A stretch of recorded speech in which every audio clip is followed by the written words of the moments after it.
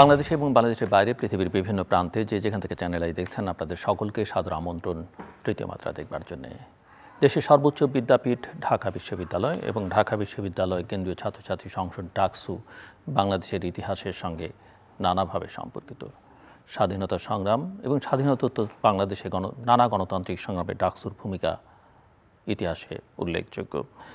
যদিও আমরা জানি যে বাংলাদেশে নির্বাচিত কথিত বা তথাকথিত গণতান্ত্রিক সরকারগুলোর সময় ডাকসু নির্বাচন খুব একটা হয়নি, এবং হয়নি বলেই ডাকসু যে তার ঐতিহ্য, যেমনটা আমরা সবসময় বলে থাকি যে ঢাকা বিশ্ববিদ্যালয়েও তার ঐতিহ্য অনেকখানি হারিয়ে ফেলেছে, যেটাকে প্রাচ্যের অক্সফোর্ড হিসাবে একসময় উচ্চারণ করা হতো। ডাকসুও নির্বাচন দীর্ঘদিন না হবার কারণে, এবং শুধুমাত্র বিগত সরকারের আমলে একবার নির্বাচন হয়েছিল, সেটাকে নানা রকমের প্রশ্ন আছে, কিন্তু না হবার কারণে মূলত ডাকসু তার ঐতিহ্য হারিয়ে ফেলেছে। আবারও ডাকসুর নির্বাচন, এবং সেটাও হচ্ছে একটা অন্তর্বর্তীকালীন সরকারের সময়, যদিও অনেকের মধ্যে এখন পর্যন্ত সংশয় আছে নির্বাচনটা শেষ পর্যন্ত হবে। তো এই নির্বাচনে 9 সেপ্টেম্বর নির্বাচন হবার কথা। এই নির্বাচনে যারা ডাকসুর ভিপি প্রার্থী বা সহসভাপতি প্রার্থী, তার মধ্যে 3 জন আজকের এই বিতর্কে অংশ নেবার জন্য তৃতীয় মাত্রার স্টুডিওতে আমার বায়ে বসা আছেন স্বতন্ত্র শিক্ষার্থী ঐক্য পরিষদের পক্ষ থেকে সহসভাপতি পদপ্রার্থী, বৈষম্য বিরোধী ছাত্র আন্দোলনের সাবেক মুখপাত্র উমামা ফাতেমা। আমার ডানে রয়েছেন প্রতিরোধ পর্ষদের সহসভাপতি প্রার্থী, শামসুন্নাহার হল এর সাবেক সহসভাপতি, শামসুন্নাহার হল ছাত্র সংসদের শেখ তাসনিম আফরোজ ইমি, এবং টেবিলের ডান প্রান্তে রয়েছেন ডাকসু ফর চেঞ্জ তার ভিপি প্রার্থী, ছাত্র অধিকার পরিষদের সভাপতি বিন ইয়ামিন মোল্লা। স্বাগত এবং অভিনন্দন আপনাদের 3 জনকেই। আমি একটু আপনাদের 3 জনের কাছ থেকে বুঝতে চাই যে প্রথমত একটা অনেকের মধ্যে সংশয় আছে ডাকসু নির্বাচনটা হবে কিনা, এবং একটা সময় ছিল ডাকসু যখন খুবই গুরুত্বপূর্ণ ছিল সারা দেশের মানুষের কাছে, তার একটা আলাদা ঐতিহ্য ছিল, সবাই তাকিয়ে থাকতো এই নির্বাচনের দিকে বা ডাকসুর দিকে। তখন বিভিন্ন ছাত্র সংগঠন নিজ নিজ পরিচয়ে নির্বাচনটা করত, কিন্তু এখন দেখা যাচ্ছে যে ছাত্র সংগঠনগুলো তার পরিচয়ের বাইরে 2-1টি ব্যতিক্রম বাদ দিয়ে সবাই প্যানেলের একটা আলাদা করে নাম দিচ্ছে। সেটা কেন? সো দুটো প্রশ্ন প্রথমেই জাস্ট 1-1.5 মিনিট করে যদি উত্তর দেন যে নির্বাচনটা শেষ পর্যন্ত হচ্ছে কিনা, কি ধারণা করছেন পরিবেশ সব কিছু মিলে, এবং এর কারণ কি? এই যে নিজের পরিচয়ের বাইরে গিয়ে দলের পরিচয় না দিয়ে অন্য একটা পরিচয়ে নির্বাচন করবার কারণ কি? উমামা ফাতেমা। অসংখ্য ধন্যবাদ তৃতীয় মাত্রাকে আজকে আমাকে আপনাদের এই অনুষ্ঠানটিতে আমন্ত্রণ জানানোর জন্য। প্রথমেই যে আপনি কোশ্চেন জিজ্ঞেস করেছেন যে ডাকসু নির্বাচন আদৌ হতে যাচ্ছে কিনা, এই বিষয়টা নিয়ে আসলে শিক্ষার্থীদের মধ্যেও এক ধরনের একটা আশঙ্কা আছে, কিন্তু তবে আমাদের যেটা অ্যাজাম্পশন সেটা হচ্ছে এবছর ডাকসু নির্বাচনে প্রচুর স্বতন্ত্র প্রার্থী দাঁড়িয়েছে। বিশেষ করে প্যানেলের বাইরে গিয়ে আপনার স্বতন্ত্র প্যানেল হয়েছে 2টো, তার বাইরেও হচ্ছে সাধারণ স্বতন্ত্র শিক্ষার্থী যারা এককভাবে তারা নির্বাচনে দাঁড়িয়েছেন, এবং তাদের মধ্যেও অনেকের ব্যাপক জনপ্রিয়তা আছে। তো সেই জায়গা থেকে যেহেতু বিভিন্ন সার্ভেতে আসলে দেখা গিয়েছে যে আসলে স্বতন্ত্র শিক্ষার্থীদের প্রতি আসলে সাধারণ শিক্ষার্থীদের এক ধরনের একটা ভোট দেওয়ার টেন্ডেন্সি আছে, সেই জায়গা থেকে আমি মনে করি যে যারা বিভিন্ন ছাত্র সংগঠন আছে তাদের মধ্যে আসলে একটা আশঙ্কা আছে যে ভোট হলে তারা হেরে যেতে পারে, রীতিমতো হচ্ছে তারা এখানে পরাজিত হতে পারেন। তো সেই জায়গায় তাদের মধ্যে ওই আশঙ্কা থেকেই অনেকে ভোটটা কিভাবে করে আটকানো যায় সেই চেষ্টাটা করে যাচ্ছেন, এবং পিছন থেকে নানান ধরনের কলকাঠি নেওয়ার চেষ্টা করছেন। আজকে আমাদের ভিসি স্যারের কথাই কিন্তু কিছুটা উঠে এসেছে যে ডাকসুটাকে আটকানোর কিন্তু নানান ধরনের পায়তারা ইতিমধ্যে চলছে। তবে আমি মনে করি যে এখানে যেহেতু প্রায় 1500-1600 মতো প্রার্থী কিন্তু ইতিমধ্যে তারা দাঁড়িয়েছেন, নির্বাচন করছেন, তো এত প্রার্থীরা যখন তাদের পড়াশোনা সব কিছু রেখে নির্বাচনের মাঠে আছেন, সেই জায়গায় যখন হুট করে যদি কোনোভাবে নির্বাচন বন্ধের আশঙ্কা তৈরি হয়, তাহলে এখানে প্রার্থীদের পক্ষ থেকেই একটা বড় ধরনের রেজিস্ট্যান্স ক্রিয়েট হবে। আরেকটা বিষয় আমরা লক্ষ্য করলাম যে এবার কোনো প্যানেলই সেই অর্থে সব হল সহ পুরো ডাকসুতে যে পূর্ণাঙ্গ প্যানেল দিতে ব্যর্থ হয়েছে, এমনকি বড় বড় ছাত্র সংগঠনগুলো। না, এটা যেহেতু আমরা নিজেরা যেহেতু স্বতন্ত্র শিক্ষার্থী ঐক্য নাম দিয়ে একটি প্যানেল করেছি, স্বাভাবিকভাবে আমরা তো রাজনৈতিক সংগঠনগুলোর বাইরে গিয়ে প্যানেল করছি। এখন রাজনৈতিক সংগঠনগুলোর কিন্তু 5 আগস্ট পরবর্তী সময়েও কিন্তু তাদের হলের এক ধরনের একটা কাজ আছে, এক ধরনের একটা যোগাযোগ আছে, কিন্তু সেই জায়গায় যদি আমরা আমাদের কথা বলি তাহলে বলতে হয় যে আমাদের তো হলে বলা যায় যে আমাদের যে একটা আলাদা গ্রিপ তৈরি হবে সেই সুযোগটা কম থাকে, এবং হলগুলোতে যদি এবছর আপনারা দেখেন তাহলে হলগুলোতে স্পেসিফিক প্যানেলের সংখ্যাও খুবই খুবই কম। হলগুলোতে ম্যাক্সিমামই শিক্ষার্থীরা তারা নিজেরাই বিভিন্ন পদে দাঁড়িয়ে গিয়েছে। তো সেই জায়গা থেকে গত যে কোনো ডাকসু নির্বাচনের তুলনায় এবছর কিছুটা আনকনভেনশনাল এবং কোনো প্যানেলই আসলে স্পেসিফিক্যালি তাদের কোনো হল প্যানেল সেই অর্থে দিতে পারেনি, বরং হলগুলো স্বতন্ত্রভাবেই হয় এককভাবে দাঁড়িয়েছে, নাইলে প্যানেল আকারে কিছু কিছু প্যানেল দাঁড়িয়েছে। তো এবছর ঢাকা বিশ্ববিদ্যালয়ের ডাকসু নির্বাচনটা আসলেই যে কোনো সময়ের তুলনায় ব্যতিক্রম। আরেকটি কথা আপনি আমাকে জিজ্ঞেস করেছিলেন যে ছাত্র সংগঠনগুলো কেন তাদের পরিচয়ের বাইরে গিয়ে এবার নতুন নাম দিয়ে নির্বাচন করছে। আমি যেটা বলতে চাই যে এই ট্রেডিশনটা কিন্তু 2019 সালে শুরু হয়েছিল এবং 2019 সালে সম্ভবত আমার যেটা পরামর্শ সেটা হচ্ছে বাংলাদেশ ছাত্রলীগ, তাদের কাছ থেকে এই ট্রেডিশনটা প্রথম শুরু হয়। যেহেতু ছাত্রলীগ নাম দিয়ে যদি তারা এখানে প্রচারণা চালায় তাহলে কিন্তু সাধারণদের মধ্যে তাদের ওই অর্থে কোনো জনপ্রিয়তা ছিল না। আর তাদের মধ্যে একটা টেন্ডেন্সি ছিল যে ছাত্রলীগের বাইরে যারা অন্যান্য শিক্ষার্থীরা ছিল তাদেরকেও কিভাবে করে, যারা ছাত্রলীগের পদে নেই তাদেরকে যাতে হচ্ছে এখানে প্যানেলের মধ্যে অ্যাকোমোডেট করা যায়, সেই জায়গা থেকে তারা ছাত্রলীগের বাইরে গিয়ে একটা নতুন সম্মিলিত কি জানি একটা নাম দিয়েছে। ধন্যবাদ। এবারও কিন্তু সেই ট্রেডিশনটা। তাসনিমা আফরোজী, আপনি 2019 সালের নির্বাচনে শামসুন্নাহার হল ছাত্র সংসদের সহসভাপতি নির্বাচিত হয়েছিলেন। সেই নির্বাচন আর এই নির্বাচনের পার্থক্য কি? আর আমার ওই কমন প্রশ্নটা তো থাকছেই আপনাদের জন্য। আর আপনি যে প্রতিরোধ পর্ষদ, অনেকের ধারণা যে এটা বামপন্থী ছাত্র সংগঠনগুলোর সমর্থনে এই প্রতিরোধ পর্ষদটি গঠিত হয়েছে। আচ্ছা, প্রথমে বলি যে গত 19 সালের ডাকসু থেকে এবার যেই ভিন্নতা সেটা হচ্ছে এবার নারী প্রার্থীর সংখ্যা অনেক বেশি, যেটা খুবই আশা জায়গা নিয়ে। এবং একই সাথে দেখা যেত যে গত বছর আসলে নিরাপত্তার কথা চিন্তা করে অনেক প্রার্থী কিন্তু শেষ মুহূর্তে প্রার্থিতা প্রত্যাহার করে নেন এবং তাদেরকে একরকম বাধ্য করা হয়েছিল প্রার্থিতা প্রত্যাহারের জন্য। সেরকম আমরা অনেকে জানি, আমার বন্ধুদের অনেকে এরকম করেছিলেন। তো এইবার আসলে চূড়ান্ত ভোটার তালিকা যখন প্রকাশ হবে তখন আমরা বুঝতে পারবো যে কোনো রাজনৈতিক প্রভাব আসলে প্রার্থীদের উপর পড়ছে কিনা। কিন্তু এই যে নারীদের যে অংশগ্রহণ, এটি প্রচণ্ড ইতিবাচকভাবে দেখছি এই কারণ গত একটা বছরে যেভাবে নারীদেরকে কর্নার করে দেওয়া হয়েছে, জুলাইতে নারীরা তো সামনে থেকে নেতৃত্ব দিয়েছিলেন। তো আসলে আমার মনে হয় যে এই যে প্রতিরোধ বা সবকিছুতে যে ঢাকা বিশ্ববিদ্যালয়ের নেতৃত্ব দেয়, এই যে নারীদের যেই ভয়েস রেইজ করার যে ব্যাপারটা, এখানেও যে আমার বোনেরা যে এগিয়ে এসেছেন এবং ওনারা নিজেদের নেতৃত্বের জায়গাটা যে জানান দিচ্ছেন, এটি খুবই আশাবাদ রাখার মতো বিষয়। আরেকটা ব্যাপার হচ্ছে, প্রথমে যে প্রশ্নটি করেছিলেন সেটি যদি বলি যে আসলে ট্র্যাডিশনাল যে ছাত্র সংগঠনগুলো রাজনৈতিক, আমার মনে হয় যে তারা তাদের যেই আবেদন সেটি আসলে দিন দিন করে হারিয়ে ফেলেছেন এবং তারা আসলে একটা ক্রমাগত একটা আপোষকামিতার মধ্যে দিয়ে গিয়েছেন বলেই আসলে এই এখন স্বতন্ত্র শিক্ষার্থীদের প্রতি হচ্ছে ঝুঁকছেন। আমি যদি আরেকটু বলি, সেটা হচ্ছে বাংলাদেশ ছাত্রলীগের কিন্তু স্বাধীনতা আন্দোলন কিংবা তার আগে 69-এর গণঅভ্যুত্থান, এই জায়গাগুলোতে কিন্তু তাদের খুবই বড় একটা ভূমিকা ছিল। 90-এর আন্দোলনের কথা যদি বলি, আবার একটা সময় আমরা পোস্টার দেখেছি যে ছাত্রলীগের প্রবীণরা ওনারা হচ্ছে ন্যায্য মূল্য, দ্রব্যমূল্যের ঊর্ধ্বগতি, এইসব নিয়ে ওনারা মিছিল করেছেন। অথচ আমরা চোখের সামনে দেখা যে ছাত্রলীগ, আমি যে ছাত্রলীগ দেখেছি, তারা নিপীড়ক, তারা আপোষকামী, তারা হচ্ছে বিভিন্ন প্রধানমন্ত্রীর স্তুতি সহ বিভিন্ন মন্ত্রীদের স্তুতি এবং ঢাকা বিশ্ববিদ্যালয় একটা স্বর্গ, এর বাইরে তাদের মুখে আর কোনো, এবং তাদের ফুল টাইম জব ছিল হচ্ছে বিভিন্নভাবে সাধারণ যারা প্রতিবাদ করে তাদেরকে থামিয়ে দেওয়া। তো আসলে সেই জায়গা থেকে তাদের যে আবেদন, সেটি তো সব সংগঠনেরই, আমি জাস্ট উদাহরণ হিসেবে বললাম। হ্যাঁ, এটা একটা ব্যাপার। আরেকটা ব্যাপার হচ্ছে আমাদের পর্ষদের কথা যদি একটু বলি, সেটা হচ্ছে আমরা 8 জন কিন্তু এখানে নির্দলীয়ভাবে অংশগ্রহণ করছি এবং আমাদের পর্ষদে 8 জন নারী সদস্য, সরি ভুল বলেছে, 11 জন নারী যেটা প্রার্থী আছেন, যেটি সব প্যানেলের মধ্যে সর্বোচ্চ।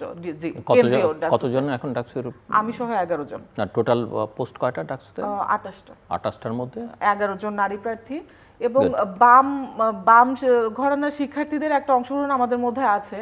কিন্তু একই সাথে এটাও জানাতে চাই, তারা কিন্তু, আমি একজন নির্দলীয় প্রার্থী, আমাকে অনার করে তারা সর্বোচ্চ পদটি কিন্তু ছেড়ে দিয়েছেন। তো এই যে নারীর প্রতি তাদের যে অবস্থান, সম্মান এবং আমি বলবো যে পরমত সহিষ্ণুতার যে একটা ব্যাপার এবং একটা বহুত্ববাদী প্যানেল আমরা দেওয়ার চেষ্টা করেছি। আমাদের 3 জন আদিবাসী শিক্ষার্থী আছেন, একজন ফিজিক্যালি ডিসেবল শিক্ষার্থী আছেন। সেটা পরে শুনবো আপনার কাছ থেকে। বিনিয়ামিন, আপনি তো একসময় ডাকসু নির্বাচনের দাবিতে আমরণ অনুসরণ করেছেন এবং ডাকসু নির্বাচন হচ্ছে, কেমন লাগছে এবং সেই সঙ্গে আমার যেটা কমন প্রশ্ন আপনাদের তিনজনের জন্যই ছিল। আমার উত্তরটা মনে হয় একটু ডিফারেন্ট হয়ে যাবে। সব জায়গায় যে শুনি আর কি বলে যে ডাকসু কি শেষ পর্যন্ত হচ্ছে, ডাকসু তো ঢাকা বিশ্ববিদ্যালয়ে হয় নাই এবং হচ্ছেও না। ডাকসুকে আমরা হওয়াচ্ছি। ডাকসু যদি হতো অটোমেটিক্যালি তাহলে তো এই 11 মাসে একটা ডাকসু হয়ে একটা ডাকসু শেষ হয়ে যেত। কারণ আমাদেরকে ভিসি স্যারের বাসভবনের সামনে বসে মানে মরণপণ ফাইট করতে হতো না। অনেকেই তো আমাদেরকে বলছে যে ভাই আপনারা পাগল হয়ে গেছেন, এই ডাকসু হবে না, এটা দিবে না। এবং কারা ডাকসু হতে দিচ্ছে না একটা বিশাল একটা প্রভাব সেখানে কাজ করেছে এতদিন, যারা ভিতর থেকে ডাকসুকে হতে দিচ্ছিল না। এবং যখন দেখলো যে এই যে শিক্ষার্থীদের যে ফাইট ডাকসুর জন্য, এইটা সাধারণ শিক্ষার্থীদের ভিতরে ছড়িয়ে গিয়েছে এবং শিক্ষার্থীরা চায় তাদের এই অধিকার, তখন তফসিল ঘোষণা করা হলো। এবং তফসিল ঘোষণা করছে বিধায় যে ডাকসু হচ্ছে তা কিন্তু না। আজকে আমাদের মাননীয় ভিসি স্যার কী বক্তব্য দিয়েছেন, উনার বক্তব্য অবভিয়াসলি আমি মনে করি যে সাধারণ পলিটিক্যাল সেন্স কনসাসনেস যাদের ভিতরে আছে, উনার যা বলার উনার বক্তব্য থেকে সেটা বুঝে নেবেন। হ্যাঁ, যে এখন পর্যন্ত বিভিন্ন ধরনের ছোট ছোট সংকট এখানে জিয়ে রাখা হয়েছে, যেগুলো সূক্ষ্ম সংকট, বাইরে থেকে বোঝা যাচ্ছে না, কিন্তু এই সংকটগুলো থাকলে নির্বাচনটা মানে আপনি করতে পারবেন না, একটা ক্যাচা লেগে যাবে। আমি যদি বলি, আমাকে যদি একটু সময় দেন, যে দেখেন যেহেতু এটা বিতর্ক খুব বেশি সময় দেওয়া যাবে না, সমান সময় দিতে হবে প্রত্যেককে। সেক্ষেত্রে ছোট্ট করে জাস্ট 1 মিনিট সময়। আচ্ছা, সেক্ষেত্রে দেখেন বিশ্ববিদ্যালয় প্রশাসন থেকে আমরা যখন কথা বলতে যাই যে যারাই ভোটার হয়েছেন সবাই যেন ভোট দিতে পারেন বিশ্ববিদ্যালয়ের যে কোনো ডকুমেন্ট দেখিয়ে, সেখানে কিছু কিছু দায়িত্বপ্রাপ্ত ব্যক্তিরা আছেন, তাদের কাছে গেলে তারপর না না না না না এখানে হলের আইডি কার্ডটা আপডেট হইতে হবে। তারা এখন মানে একটা নির্দিষ্ট রাজনৈতিক দলের সমাবেশে যাচ্ছেন। তার মানে কি বিশাল একটা অংশের শিক্ষার্থী তারা যদি হলের আইডি কার্ড আপডেট না থাকার কারণে ভোট দিতে না পারে, কারণ যারা হলে থাকে না তারা হলের আইডি কার্ডই করে না। যারা হলে থাকে 500-1500 টাকা দিয়ে শুধু ভোট দেওয়ার জন্য আইডি কার্ড করবে, এটা তো মানে করবে না তারা। তাহলে বিশাল একটা অংশকে বাদ দিয়ে আপনি নির্বাচনটা কেমনে করবেন? আরেকটা জিনিস যদি বলি যে ইমি আপু এখানে উনি তো উপস্থিতি আছেন, সেই 19 সালে SM হলে যখন এই ফরিদ নামে একটা ছেলেকে মারা হয়, তো তখন আমরা পরের দিন প্রতিবাদ করতে যাই, তখন সেখানে তৎকালীন ডাকসুর বিভিন্ন সমস্যা সম্পাদক আক্তার হোসেন সহ তাদেরকে মারা হয়। আমি নিজেও সেখানে ছিলাম, আমি নিজেও ভিকটিম, আপুরা সেখানে ছিলাম, আমরা সাক্ষী, জলযন্ত্র, বেনজির আপুর পেটে লাথি মারা হয়। সেই যার নেতৃত্বে এই কাজগুলো হয়েছে, গুগলে সার্চ দিলে এখনও অন দ্য রেকর্ড সব কিছু আছে। আমাদের প্রধান চিফ রিটার্নিং অফিসার বলতেছেন যে তার বিরুদ্ধে নাকি কোনো অভিযোগ পাওয়া যাচ্ছে না, সাক্ষী পাওয়া যাচ্ছে না, প্রমাণ পাওয়া যাচ্ছে না, এই জন্য তিনি প্রার্থিতা করতে পারতেছেন। অথচ আমরা কিন্তু জলযন্ত্র বেঁচে আছি। 19 সালে সেই সময়ে আমরা তৎকালীন ভিসি প্রক্টরকে লিখিত অভিযোগ দিয়েছি, সেই অভিযোগের বিচার করতে। Thank you. এই আমি এখন যে প্রশ্ন করব, এই প্রশ্নের উত্তর প্রত্যেকেই 3 মিনিট সময়ের মধ্যে দেবেন। কেন ঢাকা বিশ্ববিদ্যালয়ের ছাত্রছাত্রীরা আপনাদেরকে ভোট দেবে ব্যক্তিগতভাবে এবং আপনাদের প্যানেলকে? 3 মিনিট সময়, উমামা ফাতেমা। আচ্ছা, প্রথমেই বলতে চাই আমরা যে স্বতন্ত্র শিক্ষার্থী ঐক্য প্যানেলটি এখানে তৈরি করেছি, সেই প্যানেলটির মধ্যে আমাদের সবথেকে বেশি যে বিষয় আমরা খেয়াল রেখেছি সেটা হচ্ছে সাধারণ শিক্ষার্থীরা যারা বিভিন্ন সম্পাদক হিসেবে তারা কোয়ালিফাইড, তবে তারা কোনো ছাত্র সংগঠনের সাথে ওই অর্থে যুক্ত না, এবং তাদের একটা জেনারেল ফেস আছে, জেনারেল সাধারণ শিক্ষার্থীদের মধ্যে তাদের এক ধরনের একটা আনাগোনা আছে, ওই ধরনের শিক্ষার্থীদের কিন্তু আমরা প্রায়োরিটি দিয়েছি, যার কারণে অনেক আনকনভেনশনাল সম্পাদকও কিন্তু আমরা এই জায়গায় তুলে এনেছি, যেটা আমাদের প্রচারণা শুরু হলে আপনারা বুঝতে পারবেন। আমি এখানে যেটা বলতে চাই যে আমাদের স্বতন্ত্র শিক্ষার্থী প্যানেলকে তারাই ভোট দিবেন, ওই শিক্ষার্থীরাই ভোট দিবেন যারা আসলে ক্যাম্পাসকে আসলে ক্যাম্পাসের মতো করে দেখতে চান, বিশ্ববিদ্যালয়কে আসলে বিশ্ববিদ্যালয়ের মতো করে তারা মানে ভিজুয়ালাইজ করতে চান। এবং আমরা আমাদের প্যানেলটা ওভাবেই সাজিয়েছি, ওই ধরনের শিক্ষার্থীরা যারা সাজিয়েছি যারা হয়তো ডাকসুর পরবর্তী সময়ে যদি তারা বিজয়ী নাও হন, তারা হয়তো নিজস্ব চাকরি বাকরির জীবনে যাবেন বা কোনো একটা পার্সোনাল লাইফে চলে যাবেন, এটার সাথে তার আসলে জাতীয় নেতা নেত্রী হওয়ার কোনো ধরনের সম্ভাবনা তার মধ্যে নেই, বরং সে ডাকসুটা এই জন্যই করতে চায়, ইটস বিকজ সে তার সম্পাদকে বা ওই পয়েন্টে সে মনে করে যে তার কাজ করার সুযোগ আছে, এবং সে যদি কাজ করে তাহলে বিশ্ববিদ্যালয়কে সে বেটার কিছু আসলে প্রোভাইড করতে পারবে। সেই জায়গা থেকে আসলে আমরা আমাদের প্যানেলটি সাজিয়েছি, এবং আমি মনে করি যে শিক্ষার্থীরা আসলে এখানে এমন প্রতিনিধি চান যে প্রতিনিধিরা নিজেরা শুধুমাত্র নিজেরা নেতা ট্যাগ লাগানোর বাইরে গিয়ে আসলেই সাধারণ শিক্ষার্থীদের জন্য কিছু একটা করবে এবং তাদের ওয়েলফেয়ারের জন্য কাজ করবে। আমি মনে করি এই কারণেই হচ্ছে আমাদের শিক্ষার্থীরা আমাদের প্যানেলটিকে ভোট দিবে। এবং আমি দেখেছি অলরেডি, আমি নানানভাবে টের পাচ্ছি যে আমাদের প্যানেলটা আমরা কিন্তু ঘোষণা করেছি মাত্র 2 দিন, ইতোমধ্যে কিন্তু একটা খুবই অসাধারণ সারা আমরা কিন্তু সাধারণ শিক্ষার্থীদের মধ্যে থেকে পাচ্ছি। ইটস বিকজ আমাদের প্যানেলটা এতটা জেনারেলাইজ যে যখন যে কোনো ডিপার্টমেন্টের শিক্ষার্থীরা যখনই প্যানেলটির দিকে তাকাচ্ছেন তখন দেখছেন যে তারই সিনিয়র কোনো ভাই, খুবই ক্লোজ কোনো বোন, তারা কিন্তু দেখা যাচ্ছে এই প্যানেলটির মধ্যে আছেন। তখন কিন্তু তারা খুব ভালো রিলেট করতে পারছেন, এবং যেই স্টুডেন্টরা এই রিলেটটা করতে পারছেন তারা কিন্তু কোনো পলিটিক্যাল অর্গানাইজেশনের সাথে সাধারণত রিলেটেড না। যেহেতু আপনি আপনার নির্ধারিত সময়ের আগে ছেড়ে দিলেন, মানে আরেকটু সময় ছিল আপনার, আমি একটা প্রশ্ন করি আপনাকে যে আপনি একসময় বামধারার ছাত্র সংগঠন বাংলাদেশ ছাত্র ফেডারেশনের সঙ্গে সম্পৃক্ত ছিলেন এবং এরপরে পদত্যাগ করে সেখান থেকে আপনি বৈষম্য বিরোধী ছাত্র আন্দোলনের মুখপত্র হলেন, এবং ডাকসু নির্বাচনের আগে এবার আপনি সেখান থেকেও পদত্যাগ করলেন এবং ডাকসুতে স্বতন্ত্র প্যানেল তৈরি করছেন, এবং পদত্যাগের সময় আপনার কিছু বক্তব্য বেশ আলোড়ন তুলেছে। এখন প্রশ্ন হচ্ছে, ঢাকা বিশ্ববিদ্যালয়ে যদি আপনি ভিপি নির্বাচিত হন এবং এরপরে ফেব্রুয়ারিতে জাতীয় নির্বাচন হওয়ার কথা আছে, আর সেখানে কি আপনি ডাকসু থেকে পদত্যাগ করে জাতীয় নির্বাচন করবেন? ওই ধরনের কোনো ইন্টেনশন নেই যে আমি যদি জাতীয় রাজনীতিতে যেতেই চাইতাম তাহলে 5 আগস্টের পরবর্তী সময় আমি খুব ইজিলি যেতে পারতাম। বিশেষ করে আমি যখন বৈষম্যবিরোধী ছাত্র আন্দোলনের মুখপাত্র হিসেবে যুক্ত হচ্ছিলাম ওই সময় তো সরাসরি আমাকে বলা হয়েছিল যে যদি এখানে মুখপাত্র হিসেবে আসতে হয় তাহলে পরবর্তীতে তাদের দলের সাথে যুক্ত হতে হবে, কিন্তু আমি আসলে মনে করিনি যে এই মুহূর্তে আমার জাতীয় রাজনীতিতে ঢোকার কোনো দরকার আছে। ধন্যবাদ, আপনার উত্তর পাওয়া গেছে। শেখ তাসনিম আফরোজ, কেন ভোটাররা আপনাকে ভোট দিবে এবং আপনার প্যানেলকে ভোট দেবে? আচ্ছা, আমার প্যানেলের কথা দিয়ে শুরু করি। আমাদের কিন্তু 2 জন অ্যানিম্যাল অ্যাক্টিভিস্টও আছেন এবং আমরা কিন্তু 8 জন নির্দলীয় প্রার্থী আমরা আছি, আমি সহ। আমি কিন্তু কোনো দলীয় রাজনীতির সাথে যুক্ত ছিলাম না শেষ মুহূর্ত পর্যন্ত। আমাদেরকে ভোট দেওয়ার কারণ হচ্ছে আমরা যে একটা প্যানেলে হতে পেরেছি নানান মত এবং নানা পথের মানুষ, কারণ হচ্ছে আমরা 71 এবং 24-এর প্রশ্নে আপোষহীন, এবং আমাদের এই আপোষহীনতা আমরা দীর্ঘদিনের ফ্যাসিবাদী কাঠামোয় এবং অপশাসনে আমরা আমাদের এই আপোষহীনতার প্রমাণ দিয়েছি বারবার করে। পাবলিক ডোমেইনে সব কিছু আছে। আরেকটা ব্যাপার হচ্ছে এই যে প্রতিরোধটা, আপনারা দেখবেন যে টিএসসিতে যখন রাজাকারের ছবি টাঙানো হলো, যারা সামনের সারিতে নেতৃত্ব দিয়ে সেই ছবিগুলো সরালো তারাই কিন্তু আমার সহযোদ্ধা বর্তমানে। এবং এখানে অ্যানিমেল অ্যাক্টিভিস্ট আছেন, এখানে আদিবাসী শিক্ষার্থীরা আছেন, এবং তারা কিন্তু কোনো টোকেনিজম করে এখানে আসে নাই, তারা নিজ নিজ জায়গায় নিজের সক্ষমতা এবং যোগ্যতার প্রমাণ দিয়ে এসেছেন। তো আমার মনে হয় যে সক্ষমতার বিচারে এবং শিক্ষার্থীদের ন্যায্য অধিকারের প্রশ্নে যেহেতু আমরা আপোষহীন, এবং আমরা যদি আমি একটু উদাহরণ দেই, 2021 সালে যখন আমার হলের একটা মেয়েকে বিবাহিত হওয়ার কারণে হল থেকে বের করে দেওয়া হয়, মানে দেওয়ার একটা প্রচেষ্টা হয়, তখন কিন্তু আমরা আন্দোলন করে, উমামাও ছিল আমাদের সাথে, আন্দোলন করে সেই অধিকারটি আদায় করে নিই। এখন কিন্তু বিবাহিত ছাত্রীরা হলে থাকতে পারেন। তো আমাদের এই যে অধিকার আদায়ের লড়াই, কিছু লড়াইতে আমরা হেরে গিয়েছি, আমরা কিছু লড়াইতে জিতেছি, কিন্তু এই যে চলমান যে লড়াইটা, আমার মনে হয় এই লড়াইটা আসলে শিক্ষার্থীদেরকে প্রতিশ্রুতি দেয় যে তারা কোনো অন্যায়ের শিকার হলে বা তাদের অধিকার যদি কোনোভাবে ক্ষুণ্ণ করা হয় তখন আমরা আসলে সেই লড়াইটা ছিনিয়ে আনতে তাদের সহযোদ্ধা হব। এবং কিছু আমাদের প্রচেষ্টার কথা, মানে আমরা কি কি করতে চাই সেটা যদি বলি, আসলে আমরা মানে ধরেন যে আমরা কিন্তু আমাদের প্যানেলে যদি লক্ষ্য করেন এরকম কেউ কিন্তু নাই যার মানে জাতীয় রাজনীতিতে অংশগ্রহণ করার কোনো সদিচ্ছা বা উচ্চাভিলাষ আছে, বরং আমাদের একটা জিনিস, আপনি থাকার তো দোষের কিছু না, অবশ্যই দোষের কিছু না, সেটা ভিন্ন আলাপ। কিন্তু আমি যেটা বলতে চাচ্ছি সেটা হচ্ছে, কিন্তু যে জিনিসটা আপনি দেখবেন সেটা হচ্ছে আমরা অধিকার নিয়ে সবসময় সোচ্চার, এবং আমরা কিন্তু স্টুডেন্ট অ্যাক্টিভিজম বলেন বা হিউম্যান রাইটস অ্যাক্টিভিজম বলেন, আমরা কিন্তু এই যে অধিকারের প্রশ্নে আপোষহীন বলেই তো আমরা একসাথে হয়েছি।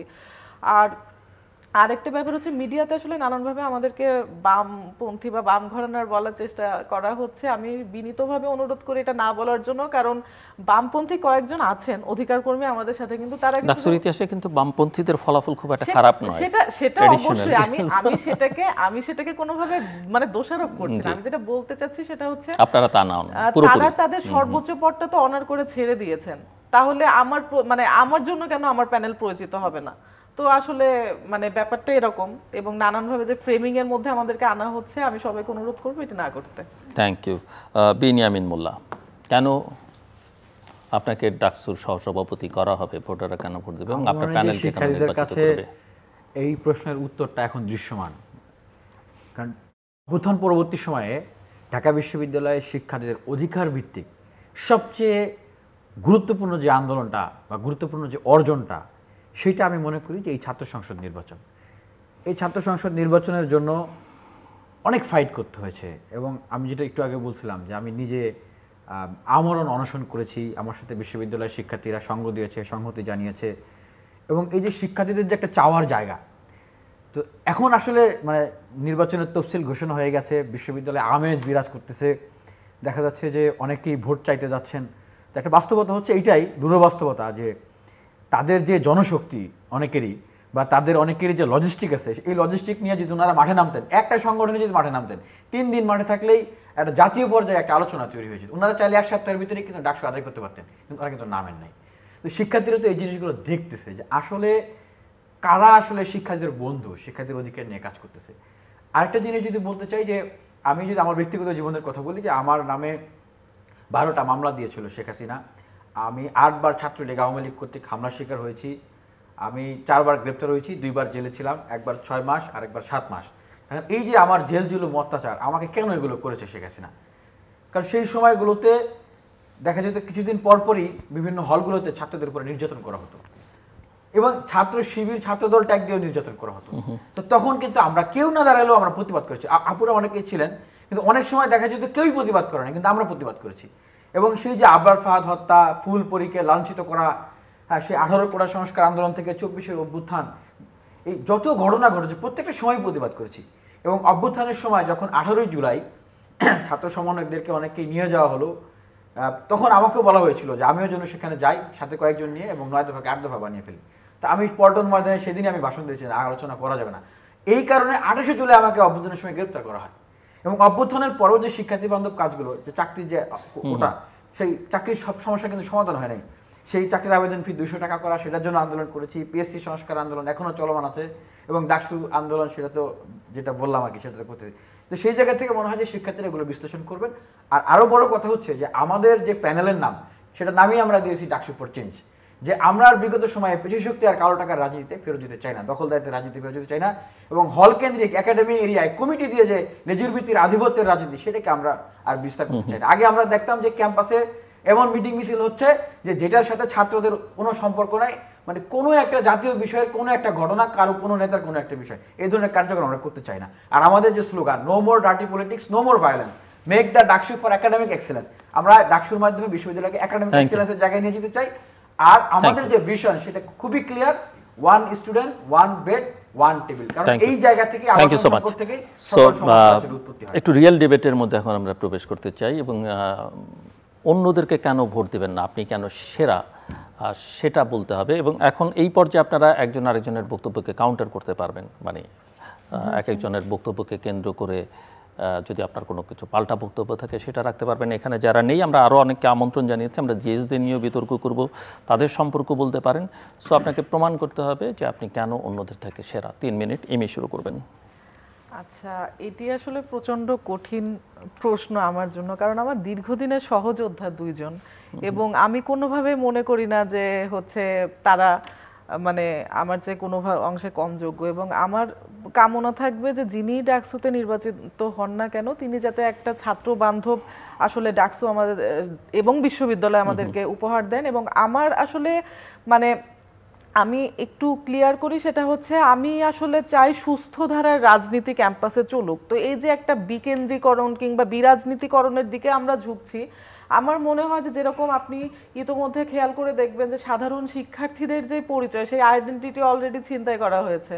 তো ধরেন যে যখন যে ছাত্র সংগঠন ক্ষমতায় থাকবে, তখন তাদের অনুকূলে থাকা, তাদের চেয়ে বড় সেই মতাদর্শের লোক নিজেদেরকে প্রমাণ করে তারপরে পরিবর্তিত পরিস্থিতিতে আত্মপ্রকাশ করা, এটি কোনোভাবেই এই মুনাফিকির রাজনীতি চলতে পারে না, এটি হতে দেওয়া যায় না। এবং কেন রাজনীতি দরকার, সুস্থ রাজনীতি দরকার, কারণ আসলে বাংলাদেশের রাজনৈতিক পরিবেশ যদি সুস্থ থাকতো তাহলে 24 আসতো না, এতগুলো জীবন আমরা হারাতাম না।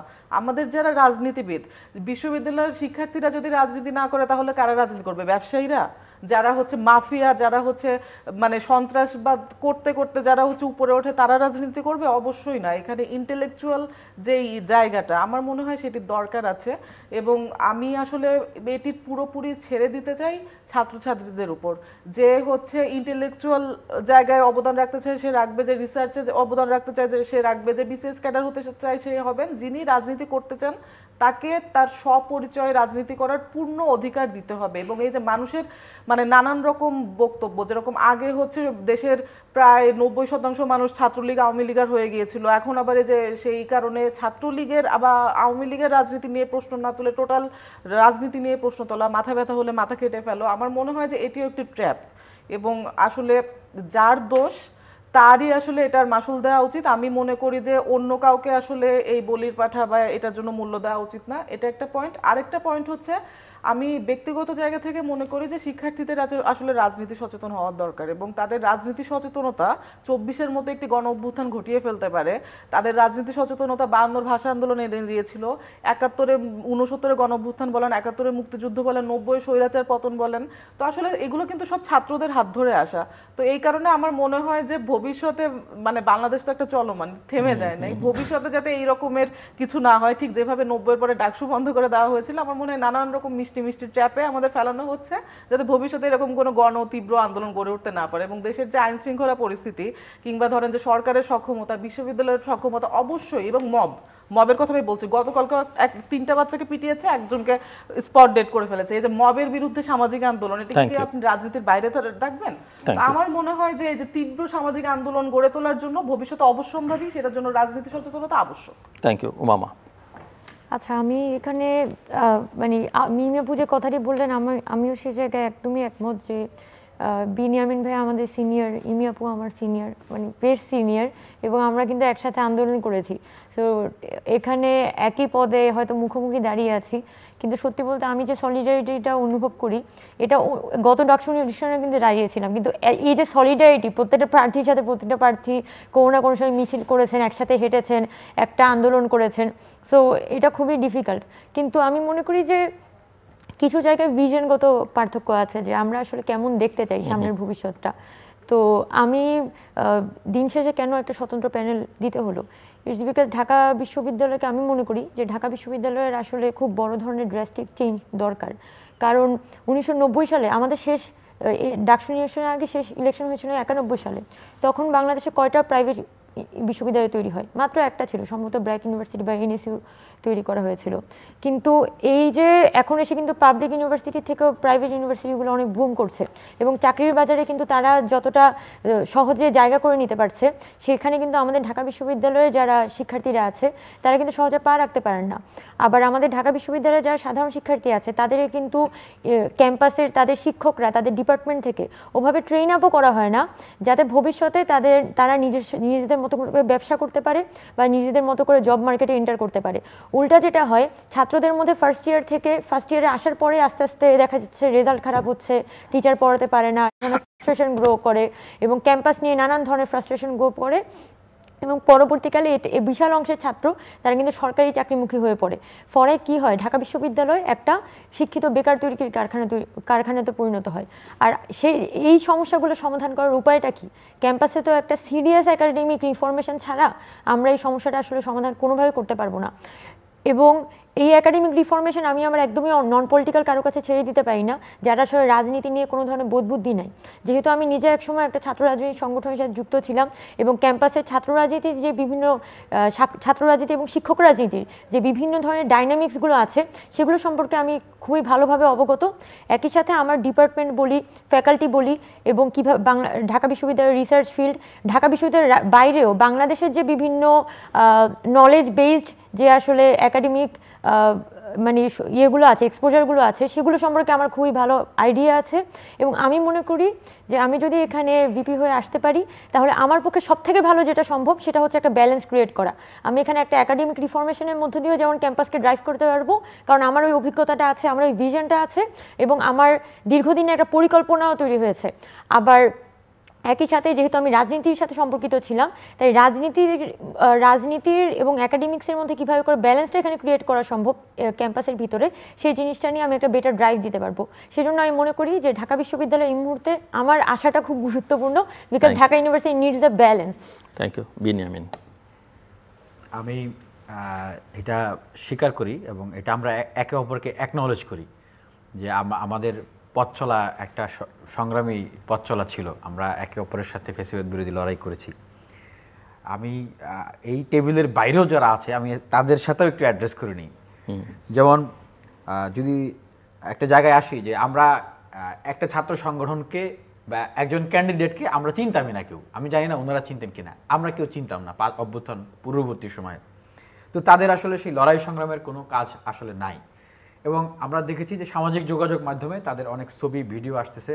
ঠিক 2018 সালের সংগঠনটির নাম আপনি করতে চাইছেন না, 18 সালের জাতীয় নির্বাচনের আগে আমি যখন নিরাপদ বাংলাদেশের আন্দোলন করতে গিয়ে টিএসসিতে আমি যখন ছাত্রলীগের মায়ের খাই, আমরা যখন গেস্টরুম গণরুমের বিরুদ্ধে কথা বলতে গিয়ে ছাত্রলীগের মায়ের খাই, তখন তারা সেই নির্বাচনকে সমর্থন দিয়ে হলের ভিতরে সেলফি তুলতেছে, মিছিল করতেছে নৌকা নৌকা। তো অবশ্যই আমি মনে করি যে শিক্ষার্থীরা এটা তো বিবেচনা করবেন। আবার আমরা যখন মানে আমি যদি আমার কথা বলি, আমি যখন মানে এই সলিটারি কনফাইনমেন্টে মানে ইহকাল পরকালের মাঝখানে এরকম একটা জায়গায়, কবরের মতো একটা জায়গায় আমি আবদ্ধ হয়ে আমি যখন চিন্তা করতেছি যে কীভাবে শেখ হাসিনা ছাত্রলীগ আওয়ামী লীগকে বিশ্ববিদ্যালয় থেকে বিতাড়িত করা যায় এবং এমন সিস্টেম ডেভেলপ করতে হবে যে এরকম যেন আর কেউ না হয়ে উঠতে পারে, তখন তাদের অনেকেই মানে ছাত্রলীগের পদ নিয়ে ডিবেটিং সোসাইটিতে তারা ডিবেট করতেছে এবং অনেকেই দেখতেছি এটা গর্ব সহকারে প্রচার করতেছে যে হ্যাঁ কত সুন্দর ভালো ডিবেটার। বিশ্ববিদ্যালয়ের শিক্ষার্থীরা তো এগুলো চিন্তা করা দরকার যে আসলে সেই সময়ে যারা অসীম সাহস নিয়ে প্রতিবাদ করেছে তারা আসলে বেশি ছাত্র বান্ধব না আসলে যারা নিজেদের পরিচয় লুকিয়ে এই মানে ছাত্রলীগের সাথে ছিল। তো সেই জায়গা থেকে আমি মনে করি যে তাদের বিষয়ে শিক্ষার্থীরা সেই সিদ্ধান্ত নেবেন, কারণ আবার একটা প্রতিকূল পরিবেশ তৈরি হলে তারা হয়তো আবার অন্য কোনো সংগঠনের ভিতরে এইভাবে করে ঢুকে যাবেন। দ্বিতীয়ত ছাত্রদলের জায়গায় আসি, ছাত্রদল তো ডাকসু চাই নাই। ইভেন মানে আমাদের যে মিটিং হয়েছিল ভিসি স্যারের সাথে প্রশাসনিক স্যারদের সাথে, তখন ছাত্রদলের কেন্দ্রীয় সভাপতি রাকিবুল ইসলাম রাকিব ভাই উনি বলতেছেন যে স্যার আপনার বাসার সামনে যে কয়জন মব করতেছিল, রেজিস্টার বিল্ডিং এর সামনে যে 5-7 জন করে মব করতেছিল তাদের বিরুদ্ধে ব্যবস্থা নিতে হবে। মানে আমরা তো ডাকসু আন্দোলনের জন্য সেখানে অনশন অবস্থান করেছি, ওনারা বলতেছে এটা নাকি মব। এবং ছাত্রদল হল কেন্দ্রিক কমিটি দিলেন, যেটা শিক্ষার্থীরা চান না, এটা আমাদের অভ্যুত্থানের যে কমিটমেন্ট সেটা ব্রেক করে। আর এদিকে ছাত্রদলের যিনি ক্যান্ডিডেট আছেন উনি বলতেছেন যে উনি যদি ভিপি হন তাহলে মানে হলে কোনো গেস্ট রুম গণরুম থাকবে না। মানে একদিক দিয়ে ওনারা গেস্ট রুম গণরুম চালু করার মানে প্রক্রিয়া চালু করতেছেন, আরেক দিক দিয়ে বলেন থাকবে না। আর এখানে যে আপুরা উপস্থিত আছেন তাদের জায়গা থেকে যেটা বলবো যে আমি এখনো যে এনার্জেটিক জায়গা থেকে শিক্ষার্থীদের জন্য যেভাবে করে কাজ করতেছি এবং আমাদের যে মিশন ভিশন সেই জায়গা থেকে আমরা যদি দায়িত্বটা পাই, সেই দায়িত্বের জায়গা থেকে আমাদের কাজের পরিকল্পনা নাম্বার 1-ই থাকবে যে ডাকসুকে আইন করে প্রতিনিয়ত ক্যালেন্ডার ইভেন্টে পরিচালনা করা এবং ঢাকা বিশ্ববিদ্যালয়ের প্রথম বর্ষ এবং মানে ফুল স্কলারশিপ আবাসনের ব্যবস্থা করা এবং ইমিডিয়েটলি যেটা করা প্রথম বর্ষ দ্বিতীয় বর্ষের শিক্ষার্থী যারা আছেন তাদের আবাসন যতদিন না হয় তাদের জন্য আবাসন বৃত্তির ব্যবস্থা করা। এবং বিশ্ববিদ্যালয়ের শিক্ষার্থীদের জন্য আমাদের একটা ভিশন আছে, সেটা হচ্ছে full free scholarship for every student. এবং সেটার ধারাবাহিকতা ইমিডিয়েটলি আমরা যেটা করতে চাই তাদের জন্য পার্ট টাইম জব এবং আউটসোর্সিং এর ব্যবস্থা। আমি আসলে আমার পরের প্রশ্নটার মধ্যে আপনি অলরেডি ঢুকে পড়েছেন।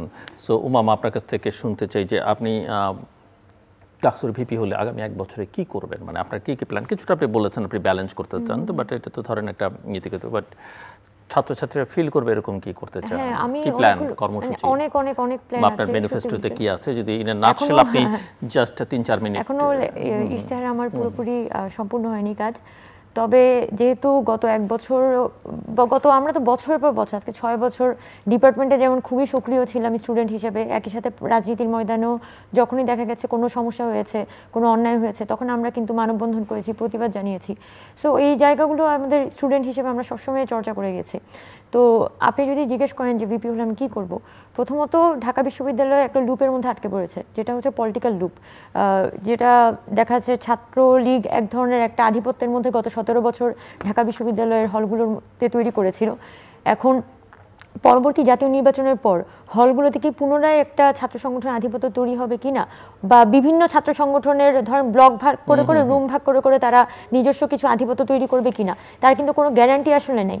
তার মানে ঢাকা বিশ্ববিদ্যালয়ে কিন্তু ছাত্র রাজনীতির একটা প্রপার নীতিমালার আন্ডারে আসা উচিত, যে এবং নীতিমালাটা তৈরি হতে হবে ছাত্র রাজনৈতিক সংগঠন, সাধারণ শিক্ষার্থী, অ্যাকচুয়াল ফ্যাকাল্টি বেসড ডিবেট এবং প্রশাসনের মধ্যে একটা সামাজিক চুক্তির মধ্য দিয়ে। এবং সেই জায়গাটা আমি যদি ভিপি হই আমি এই জায়গাটা খুব ভালোভাবে ফ্যাসিলিটেট করতে পারবো। এবং আরেকটা কথা যেটা আমি বলেছিলাম একাডেমিক রিফরমেশনের কথা, আমার আমরা গত মে মাসেও একটা সায়েন্স ফেস্ট করেছিলাম, কারণ ঢাকা বিশ্ববিদ্যালয়ের কার্জন হলে আজকে 100 বছরে কখনো সায়েন্স ফেস্ট হয় নাই। তো আমরা যখন ফার্স্ট ইয়ারে ছিলাম আমাদের ফ্রেন্ডদের একটা প্ল্যান ছিল যে আমরা কার্জন হলে একদিন একটা সায়েন্স ফেস্ট করব, এবং আমরা 23-24 মে 2 দিন হচ্ছে সায়েন্স ফেস্ট করেছিলাম। এবং ফেস্টে আমরা কি রাখি যে একদমই সেমিকন্ডাক্টরের আলাপ থেকে শুরু করে এআই নিয়ে আমরা কথা বলেছি, এবং উল্কা সেমি থেকে আমরা তখন গেস্ট এনেছিলাম, ঢাকা বিশ্ববিদ্যালয়ের পাবলিক অ্যাডমিনিস্ট্রেশন থেকে আমরা টিচার এনেছিলাম কথা বলার জন্য। তো বিভিন্ন যে একটা ঢাকা বিশ্ববিদ্যালয়ের যে একটা মাল্টি ডিসিপ্লিনারি নলেজ শেয়ারিংয়ের একটা হাব, এটাকে কিন্তু এক্সপ্লোর করার একটা বড় ধরনের সুযোগ আছে। আপনি যদি জিজ্ঞেস করেন একাডেমিক রিফরমেশনের কথা, অবশ্যই আমি ঢাকা বিশ্ববিদ্যালয়ে ওপেন ক্রেডিট সিস্টেম এবং এক ডিপার্টমেন্ট থেকে আরেক ডিপার্টমেন্টে মাস্টার্স করা, এবং 4th ইয়ারে যাতে প্রত্যেকটা স্টুডেন্টের থিসিস এবং কি বলা যায় আপনার বিভিন্ন ইন্ডাস্ট্রিতে ইন্টার্নশিপ করার সুযোগটা থাকে, সেগুলো নিয়ে কাজ করা, ইন ক্যাম্পাস জবের ব্যবস্থা করা, পাশাপাশি রেজিস্টার বিল্ডিংয়ে যে ভোগান্তিটা হয় সেই সব কিছুই আসলে অটোমেটেড করে ফেলা। ঢাকা বিশ্ববিদ্যালয়তে প্রতি বছর যাতে একটা ইনোভেশন সামিট বা প্রত্যেক বছর হচ্ছে যে আমরা শিক্ষক শিক্ষার্থীরা মিলে, মানে শিক্ষার্থীদের পেপারও এখানে প্রেজেন্টেড হবে, টিচারদের পেপারও প্রেজেন্টেড হবে। প্রতি বছর একটা বাৎসরিক বিশাল জমজমাট একটা ইনোভেশন সামিট হবে, বিশাল জমজমাট রিসার্চ সামিট হবে। এগুলো আমার একটা ড্রিম আছে, এবং আমাদের সাথে ইন্ডাস্ট্রির একটা যোগাযোগ আমরা কিন্তু স্থাপন করাটা খুব জরুরি, কারণ আমি দেখছি যে ইন্ডাস্ট্রির সাথে ঢাকা বিশ্ববিদ্যালয়ের যোগাযোগে আমরা অনেকখানি পিছিয়ে পড়েছি। পাশাপাশি অ্যালুমনাই নেটওয়ার্ক যেটা সারা পৃথিবীব্যাপী আমাদের আছে, অ্যালুমনাইরা কিন্তু ঢাকা বিশ্ববিদ্যালয়ে প্রপার ফান্ডিংটা করেন না।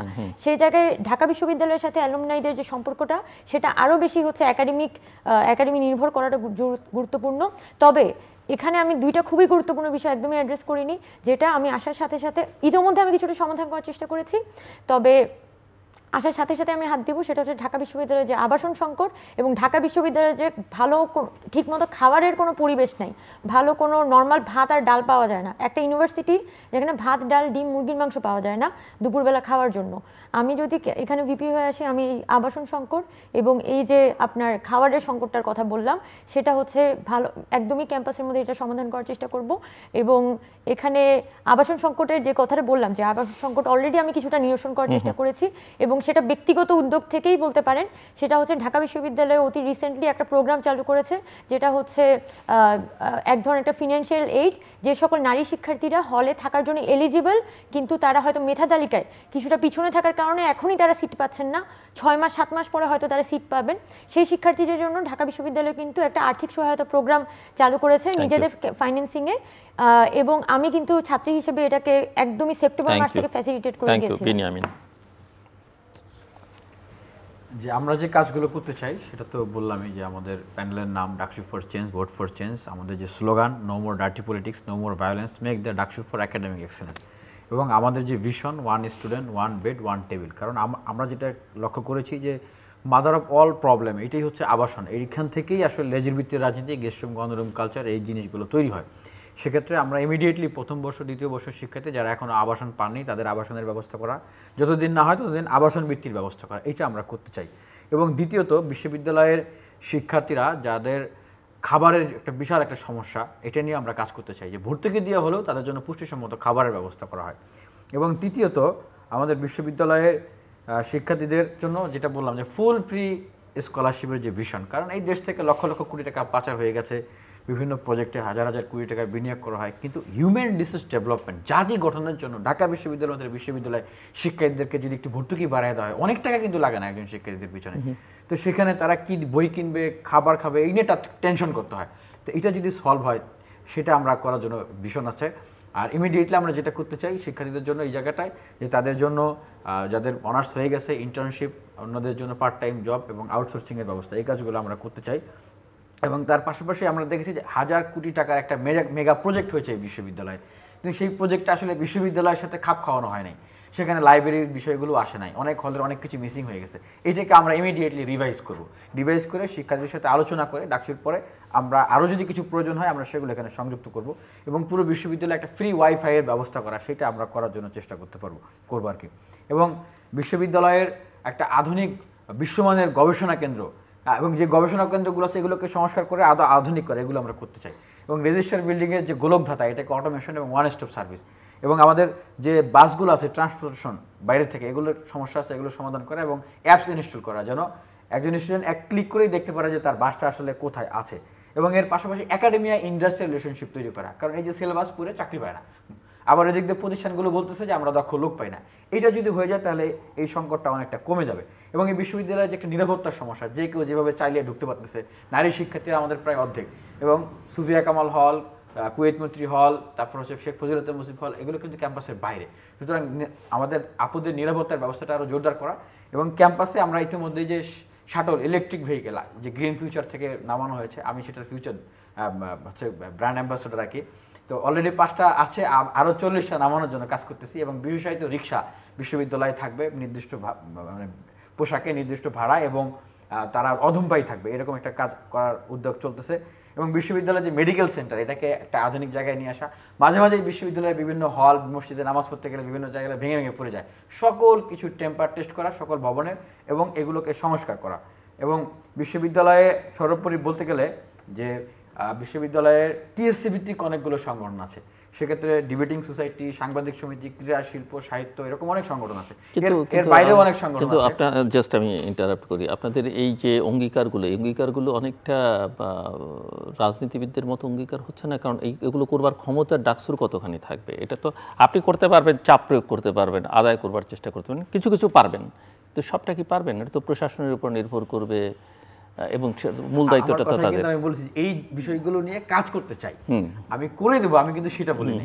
কারণ আমরা এটা জানি যে যারা আমরা ছাত্র সংসদের প্রতিনিধি হই, ছাত্র সংসদের প্রতিনিধিদের আমাদের কিন্তু পকেটের টাকা থেকেও আমরা কাজ করব না। আমাদের যেটা কাজ সেটা হলো বিশ্ববিদ্যালয় প্রশাসনকে বাধ্য করা, বিশ্ববিদ্যালয় প্রশাসনকে এনে দেওয়া, বা মানে সংযোগ স্থাপন করা বিভিন্ন জায়গা থেকে এই জিনিসগুলোকে বিশ্ববিদ্যালয় শিক্ষার্থীদের নিয়ে আসা। কিছু মনে করলে আমি একটু অ্যাড করতে চাই, সেটা হচ্ছে আপনি জিজ্ঞেস করেছেন যে আমরা আসলে কতটুকু পারবো, ওই কথাতেই আমি একটু অ্যাড করতে চাই। আমার যেটা উপলব্ধি হয়েছে ঢাকা বিশ্ববিদ্যালয়ে 6-7 বছর থেকে, যে এখানে প্রশাসন যেটা আপনার রেজিস্ট্রার ভবন, তারা জানে না যে আসলে কাজটা কেমনে করে করতে হয়, আবার আমাদের ডিপার্টমেন্ট বা ফ্যাকাল্টি যে শিক্ষকরা, তাদের মধ্যে কাজটা করার আসলে কোনো সদিচ্ছা নেই, উৎসাহ নেই।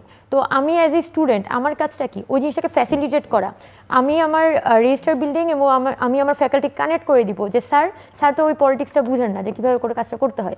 তো আমি যখন শিক্ষক হিসেবে শিক্ষার্থী হিসেবে এই জায়গাটা ধরাই দেবো, স্যার আপনি এই প্রসেসে গেলে জিনিসগুলো ওইভাবে যাইতে পারে, তাহলে অনেক শিক্ষকরাই আছেন যারা কিন্তু অ্যাকচুয়ালি ইউনিভার্সিটির জন্য কাজ করতে চান, কিন্তু তারা এইসব পলিটিক্সের মধ্যে কিভাবে করে কাজটা করবেন বুঝে উঠতে পারেন না।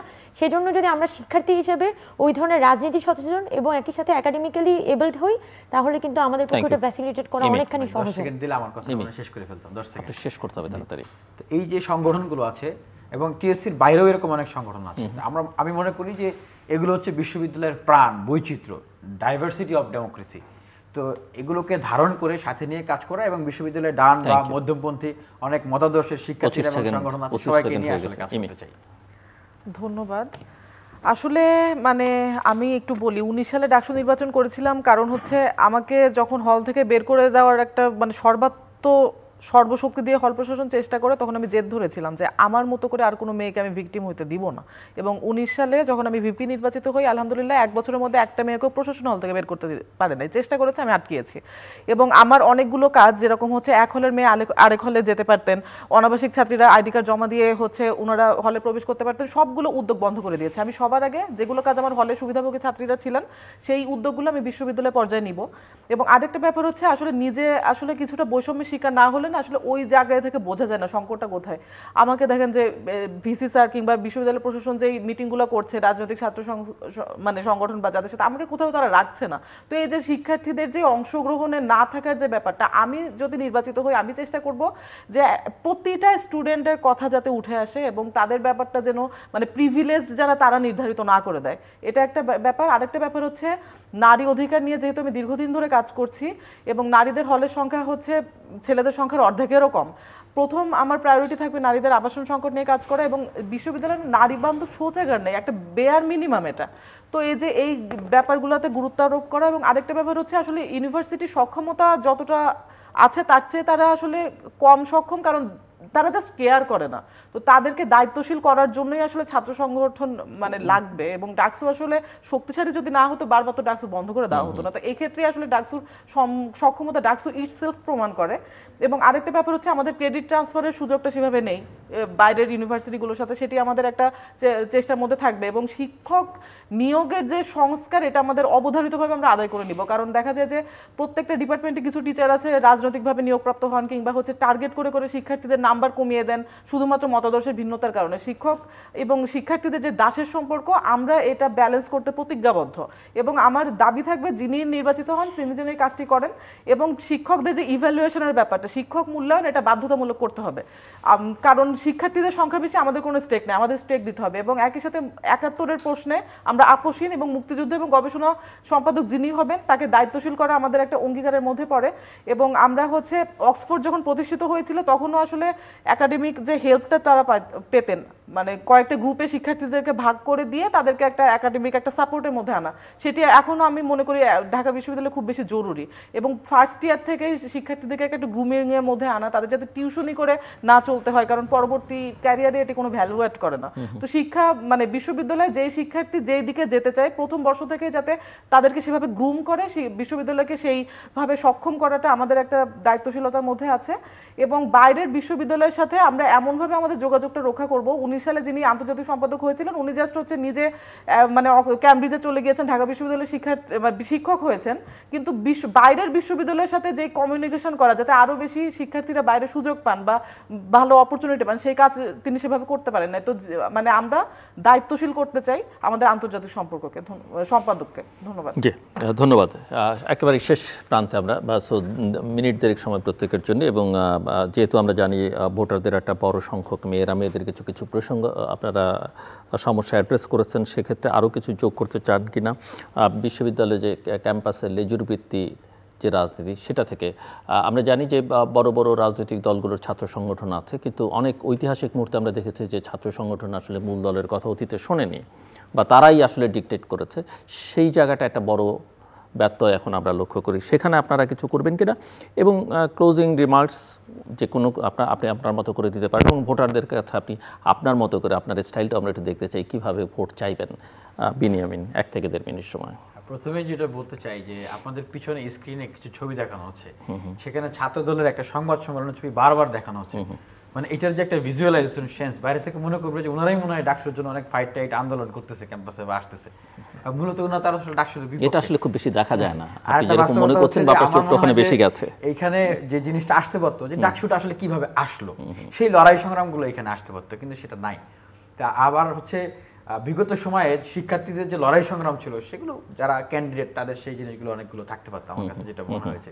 তো এরকমভাবেই আসলে অনেক কিছুই মানে আড়াল হয়ে যাচ্ছে, আবার অনেক কিছুই সামনে চলে আসতেছে, যেটা আসলে বড় বড় সংগঠন হওয়ার কারণে তাদের অনেক লজিস্টিক থাকার কারণে, প্রভাব থাকার কারণে অনেক কিছু হয়ে যায়, অনেকের জন্য আবার একদিন বাড়িয়েও দেওয়া হয় এরকম। তো আমি যেই জায়গাটা আপনি যেটা বলেন যে আমি যেই জায়গাটা আসলে শিক্ষার্থীদের উদ্দেশ্যে বলতে চাই যে ঠিক বিগত সময়গুলোতে যেভাবে নিজের জীবনকে পরোয়া না করে শিক্ষার্থীদের নিরাপত্তার জন্য শিক্ষার্থীদের নিরাপত্তার জন্য শিক্ষার্থীদের পাশে দাঁড়িয়েছি, শিক্ষার্থীদের প্রত্যেকটা অধিকার আদায়ের সংগ্রামে শিক্ষার্থীদের সাথে ছিলাম, এবং অভ্যুত্থানের সময় এবং অভ্যুত্থানের পরবর্তী সময়ে যেভাবে শিক্ষার্থীদের পাশে ছিলাম, ঠিক যেভাবে করে ফাইট করে বিশ্ববিদ্যালয়ের শিক্ষার্থীদেরকে ঐক্যবদ্ধ করে এই ডাকসুকে আদায় করে দিয়েছি, অভ্যুত্থান পরবর্তী সবচেয়ে বড় অধিকারের আন্দোলন। ঠিক আমি শিক্ষার্থীদের উদ্দেশ্যে বলতে চাই, যদি তারা আমার উপর ভরসা রাখেন, আমার উপর আস্থা রাখেন, বিশ্বাস রাখেন, শিক্ষার্থীদের যে অধিকারগুলো আদায় করে দিতে হবে সামনের দিনে যে সংকটগুলো আছে সেগুলোকে সমাধানের জন্য। Thank you, good luck. ইমি। ধন্যবাদ। আমি শিক্ষার্থীদের উদ্দেশ্যে বলতে চাই যে আপনারা যারা অধিকারের প্রশ্নে আপোষহীন এবং আপনারা যারা মেরুদণ্ড সোজা রেখেছেন এতদিন পর্যন্ত, তারা আমার উপর ভরসা রাখতে পারেন, কারণ আমি অনেক সুযোগ আসার পরেও কিন্তু নিজেকে বিক্রি করে দেইনি। এবং আরেকটা ব্যাপার হচ্ছে আমি আমার সক্ষমতার প্রমাণ আসলে শামসুন্নাহার হলে দিয়েছি। শামসুন্নাহার হলে যারা 19 সালে মানে ভোট দিয়েছিলেন তাদের প্রত্যাশা কতটুকু আপনারা সিনিয়রদের কাছ থেকে চাইলে মানে শুনতে পারেন। এবং আমার অনেকগুলো উদ্যোগ অলরেডি বন্ধ করে দিয়েছে বিশ্ববিদ্যালয় প্রশাসন।